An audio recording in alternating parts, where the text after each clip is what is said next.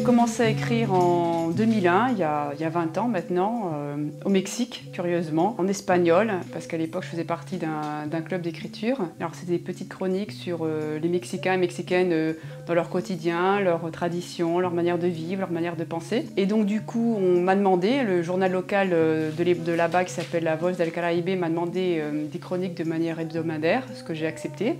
Quand je suis rentrée en 2002 en France, j'ai traduit ces chroniques et ça a donné plusieurs recueils de nouvelles.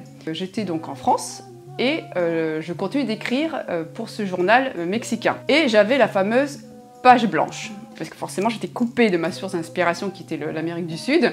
Et j'étais là, je me revois dans ma cuisine, mais qu'est-ce que je vais bien pouvoir écrire, raconter? Là, je suis dans l'environnement niçois. J'ai commencé à délirer complètement. J'ai imaginé une fille enceinte d'un livre. Elle vomit non pas le repas de la veille, mais des lettres. Elle avait une envie de lire, d'écrire, etc. Donc j'imaginais une femme enceinte d'un livre. Alors c'est un petit peu une analogie, quand on écrit un livre, c'est un petit peu son bébé. Plus tard, donc j'ai arrêté d'écrire, et un peu plus tard, donc je suis tombée enceinte. J'ai pu donc cogiter vraiment sur la sensation d'être enceinte, donc la grossesse. Enfin, moi j'ai vraiment passé une très bonne grossesse, j'ai vraiment adoré être enceinte. Et j'ai écrit En livrée, donc qui a été publié aux éditions Harmattan, qui est un roman où justement la protagoniste est enceinte d'un livre. Donc c'est un hommage que j'ai rendu aux femmes de lettres. Ensuite, plus tard, ce qui s'est passé, c'est qu'on m'a demandé de participer à un concours de nouvelles organisé par les éditions Baie des Anges et par Nice Azur TV. Et donc j'ai fait partie des lauréats. De là, l'éditeur Baie des Anges m'a demandé un livre sur Nice, un roman sur Nice. Et donc il y a la première version qui est sortie, c'est La légende de la baie des couleurs, où je parle justement du milieu artistique niçois pendant la Deuxième Guerre mondiale. Parce que quand il m'a demandé ça, Michel Bounous, tout de suite j'ai pensé à ma grand-mère, ma famille est d'ici, ma grand-mère qui faisait des faux papiers à la préfecture de Nice pendant la Deuxième Guerre mondiale, comme beaucoup de Niçois et Niçoises. Donc elle avait accès aux tampons, donc elle pouvait changer le nom de jeune fille, un lieu de naissance, une date, ce que vous voulez. Donc elle avait accès à ce pouvoir, entre guillemets, de refaire des nouvelles vies. Donc je suis partie de ça. J'ai fait des recherches, je me suis rendu compte que Jean Moulin avait une galerie d'art qui se trouve au 22 rue de France, qu'avant l'arrivée des Allemands, il y avait plein d'artistes qui bien sûr se sont réfugiés dans la France libre, qu'on tournait toujours au studio de la Victorine, donc il y avait vraiment cette effervescence malgré la guerre, hein, donc ce qui m'a entraîné dans la Deuxième Guerre mondiale à Nice, et dans le milieu artistique. Et je me suis réintéressée à l'art en me disant mais comment ça se fait que les femmes artistes ne peignaient pas avant le 19e siècle? C'était en 2015 ça, donc on est bien avant la troisième vague féministe, MeToo, balance ton porc. Et j'ai sorti en 2016 Féminin en art majeur. Donc j'ai expliqué depuis l'origine, depuis quand on a entendu parler de la première femme peintresse. C'était sous Pline l'Ancien, justement, qui raconte dans ses écrits. Donc je suis partie là jusqu'à nos jours. Quand il y a eu Balance ton porc, MeToo, Frédéric Ovadia m'a dit il faut surfer sur la vague, change le titre de ton livre, Féminin en art majeur, qui n'est pas très parlant, on va mettre les grandes oubliées de l'art. Donc j'ai repris mon Féminin en art majeur, j'ai rajouté les sculptrices qui manquaient. J'ai vu également Eva Vautier, qui a bien accepté de me faire le 4e de couverture. Même si aujourd'hui, en 2021, on continue de parler des femmes artistes, donc pas qu'artistes, hein, dans tous les domaines, eh bien on continue de trouver qu'il y avait cette femme-là qui en fait c'était pas les œuvres de son mari, mais c'était l'épouse qui peignait, ou la sœur, ou la concubine, ou la muse. Et ça c'est fabuleux qu'on continue de chercher ce passé, ce matrimoine. Et c'est extraordinaire donc ce qui se passe aujourd'hui, à mon sens, parce que c'est vraiment une reconnaissance de la place des femmes dans l'humanité.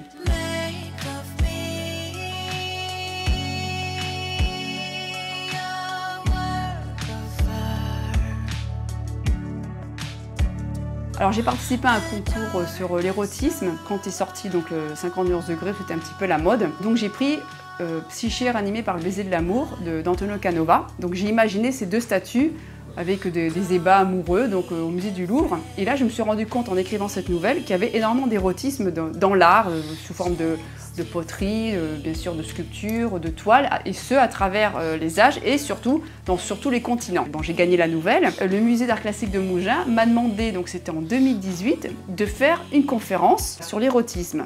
Donc je suis partie de ma nouvelle, j'ai creusé et on m'a dit ce serait bien de faire un bouquin sur ce thème-là. Du coup le bouquin est né, donc il est sorti en novembre 2020. Là je suis partie des Vénus de la préhistoire avec ces femmes ces sont des petites statuettes, mais avec ces corps exagérés, ces poitrines, ce côté très maternel, jusqu'à nos jours, jusqu'au Gang du Clito, qui est une association qui prône justement le clitoris dans les manuels donc scolaires, qui a fait de l'affichage à Paris en 2019 avec des clitos géants un peu partout, sous forme artistique, en se posant la question qu'est-ce que c'est? Parce qu'en fait, on se rend compte que personne ne sait exactement à quoi ressemble un clitoris. Et donc je suis partie des Vénus de la préhistoire jusqu'à nos jours et je me suis posé la question, est-ce qu'elles étaient respectées, est-ce qu'elles étaient aimées, qui étaient ces femmes, qui étaient ces muses qui inspiraient donc le peintre ou le sculpteur. En fait, à travers donc l'érotisme dans l'art, on voit le statut de la femme, l'évolution des mœurs, le mariage, le poids de l'église, donc la société qui change, le statut de la femme,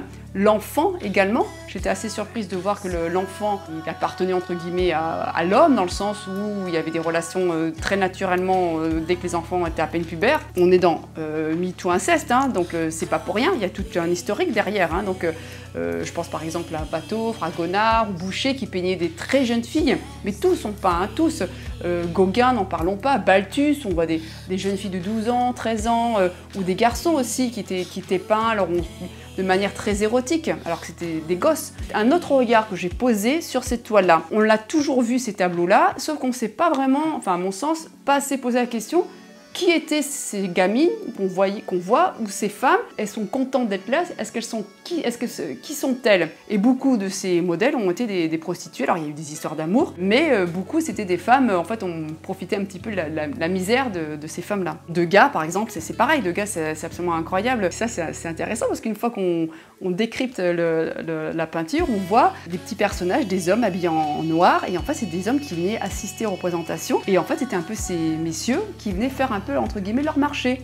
Et c'était souvent des jeunes gamines que les parents mettaient sciemment à l'opéra. Après je me suis intéressée à l'érotisme vu par les femmes.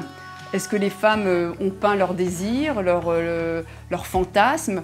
Alors en fait l'érotisme présenté par les femmes, ça s'est fait beaucoup plus tard parce que les femmes, déjà, c'était compliqué pour elles de peindre, déjà d'avoir un atelier, de suivre les beaux-arts, hein, elles ont eu des entraves, c'est ce que j'explique dans mon premier livre, Les Grandes oubliées de l'art. Au Moyen-Âge, par exemple, elles n'avaient pas le droit de signer leurs œuvres. Certaines le faisaient, mais c'est plus tard, c'est avec l'évolution en fait, de la société, c'est en corrélation avec le statut de la femme, l'évolution de la femme. Souvent, c'est des filles d'artistes, donc on ne sait pas qui c'est qui signait, qui c'est qui peignait, est-ce que c'était le père ou est-ce que c'était la fille? Après, l'école des beaux-arts leur était interdite, c'était compliqué pour elles de rentrer, il y avait des quotas, elles ne pouvaient pas faire des peintures d'histoire, elles étaient cantonnées à des genres, une nature morte, des portraits, des fleurettes, et surtout, elles ne pouvaient pas concourir au prix de Rome. Elles ont commencé à concourir au prix de Rome début 20e siècle. C'est vraiment qu'à la fin du 19e siècle qu'elles ont pu commencer vraiment à être un peu plus reconnues. Déjà parce que la société a changé, parce que déjà les femmes ont commencé à travailler dans les usines avec la révolution agricole puis la révolution industrielle.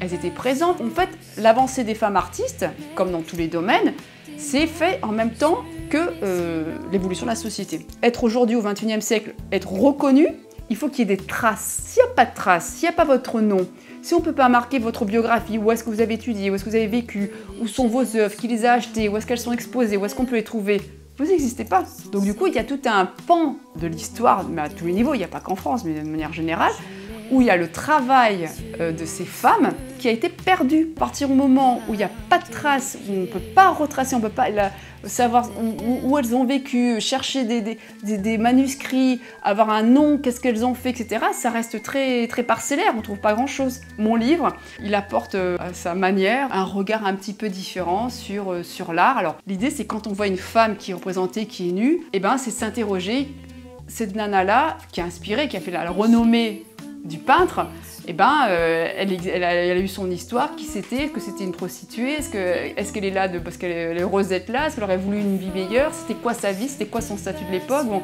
Et l'idée c'est de ne pas voir que la beauté du corps ou la beauté de l'ensemble du tableau, c'est s'interroger sur ces femmes-là, les statues, et resituer un petit peu à chaque fois la place de la femme.